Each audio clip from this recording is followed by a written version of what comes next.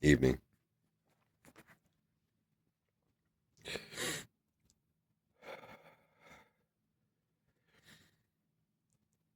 I was told to, or guided to, or felt like, talking about sensitivity. Since there's a lot of ways we can express ourselves, maybe through a playlist, or through a text message or post, or through a video like this, or by not expressing anything, walking by ourselves. Which I'm getting ready to go for a walk with some change I gathered up. I even had to roll 50 cents in pennies just to go walk to get a pop. But I don't need a pop, but I need a walk and I need somewhere to go and a reason to go there just to make myself do it. The whole thing about sensitivity is so challenging, right?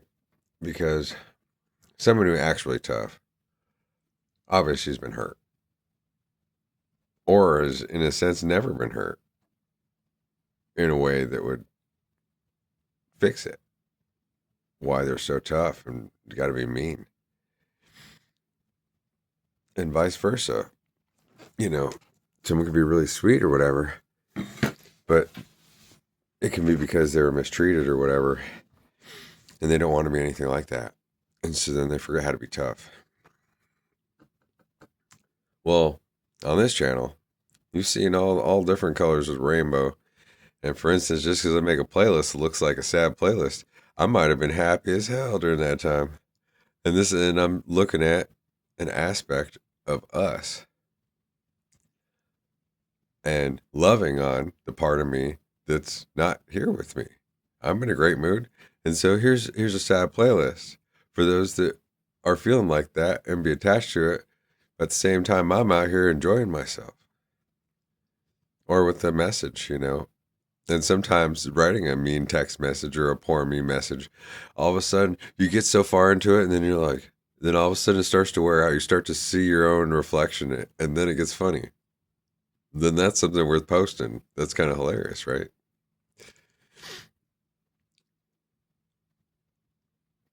You know, I don't know, my nose is a little bit stuffy today. Probably from that gummy I had last night. But boy, that was the best thing that could have happened for me. Because I feel so much better today, so much stress free, ate good, clean house, even extra stuff for other parts of the house. But anyway,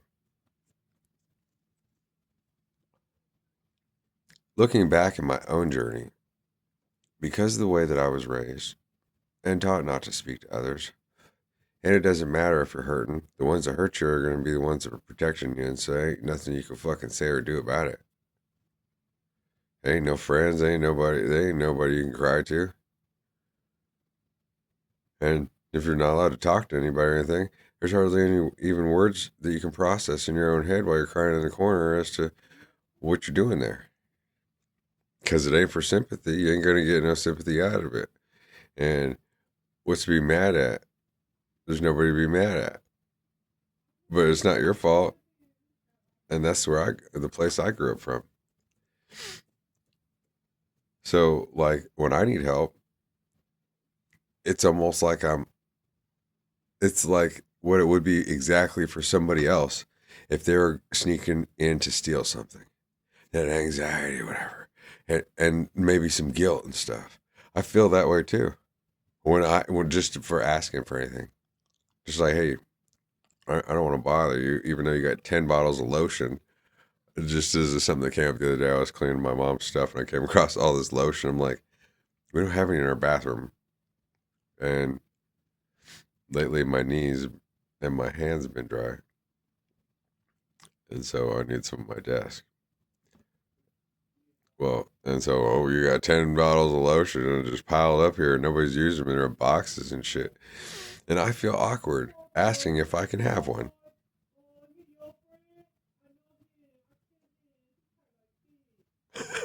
My brother's so funny playing his games. And so, and whenever I did ask for help, it would always work against my favor. And whenever I was supposed to automatically receive help as a natural, then a thing that would happen for anybody else, then I was always locked out. Or would only go so far. Like, we'll help you. But hey, look, now you got all this debt. But we knew you couldn't pay it because you had to work. But we gave you the benefit of the doubt. We took care of it anyway. So here's a bill. I guess it's going to have to figure itself out. But you got what you needed done. Like my tooth this summer or in the spring. I can't pay it off. Then there was all these problems where I thought I had insurance upon another insurance upon another insurance, but none of them covered it, and the dental wasn't even on any of them, even though one of them, the one I was paying for, was supposed to have promised dental covered under it. But that stalled the process enough that they kept trying it and text and calling the numbers stuff. Like, I just come back and they did the tooth work, but then it turns out you couldn't pay it at all. But then at the time, my mom had extra money, so she's just like, here's, and put $250 toward it, which is what it would have been if I had insurance. But instead, she paid $250 or $200, and then I got a $700 bill. But it was only supposed to be $250. But that was already paid. But I had all these insurances, but the insurances didn't cover anything, and I was paying for them, only to have a $700 bill. I could pay for insurance for fucking 7 months or more on $700. And so I got fucked with this whole thing, but really, okay, so I got my tooth fixed. Guess that's the important part. And I guess I can't worry about the debt. If anybody wants it paid, then they're gonna have to send me the money. It's kind of the same with my schooling. They borrowed me the money. I gave it back. I did everything that I could while I was there. And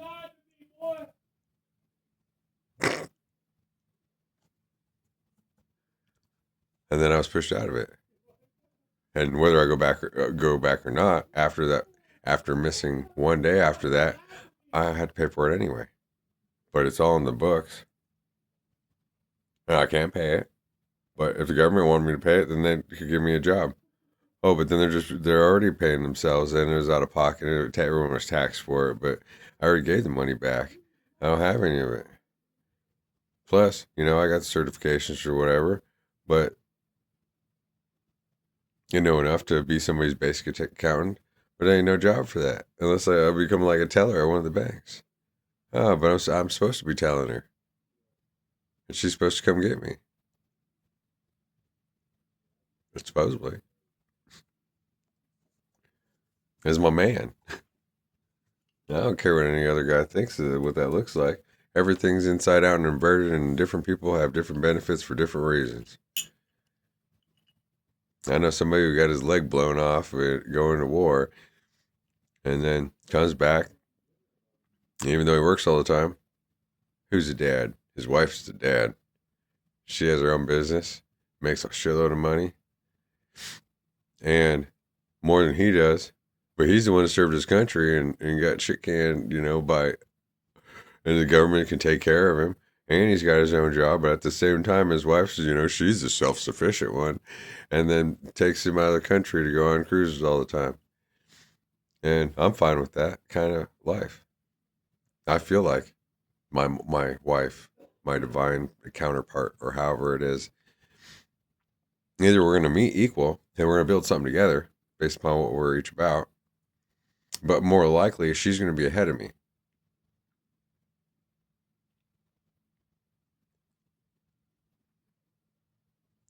Because that's the way it is. Or she's going to have it all, but, I have it all too. Okay. But we should need somebody. So I guess then it makes sense, like how I might end up with somebody who's famous. Not that that matters or is something I seek. But yeah, everyone treats them all fucking weird because of their name and what they've done. And same with me. So there we're already on the same ground. And knowing, well, they had to do it all from nothing. And here I am, been the whole time, doing it with nothing and with everything. And so we're already tied up in the same basket. And it'd be a lot more fun to create something together on the side and prosper and I already have all my stuff and who I am with me, and they might be at some kind of dead end too, where they put it all, created their career, but then it kind of peters out, or they need something new. And it's so hard to be famous or wealthy and to find true love that's based on true love that will bring you both forward if most of everything that you're carrying along with you that is considered as success is actually kind of a negativity on your record, and how to rebirth, right? I'll go back to sensitivity, I guess. There's something that came to me about how, because of the way I was raised, I'd always let people walk on me. But at the same time, no, I wouldn't let them walk on me. But I'd be there to take advantage of.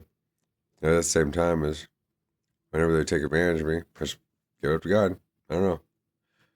Nothing I can do about it.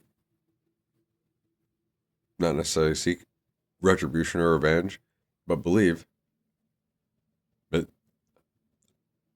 somehow maybe I'll get paid back appropriately how I need it. And if they needed to hurt me or take from me that way, then something bad's going to happen to them. And that's out of my control. They did it.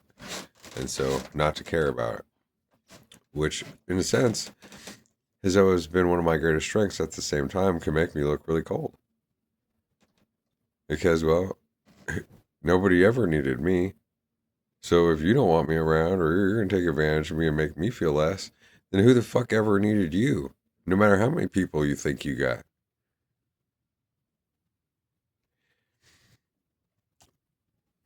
But through this process of awakening and all the time I've spent one way or another trying to improve my life, or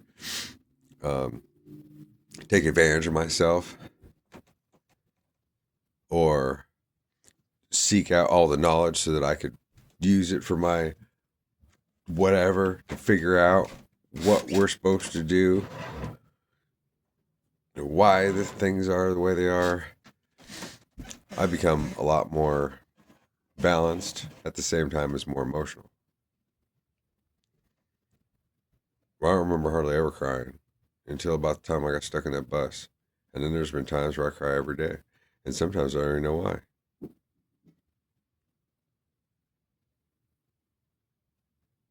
But I think that's really strong and purifying and feels good. Not that I ever want to cry.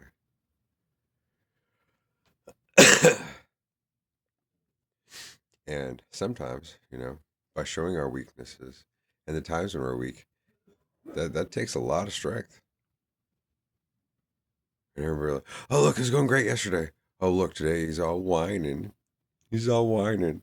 Yeah, but if you're making fun of that, that's funny, because where's your whining? Where's your crying poetry? Where's your I'm in so much pain.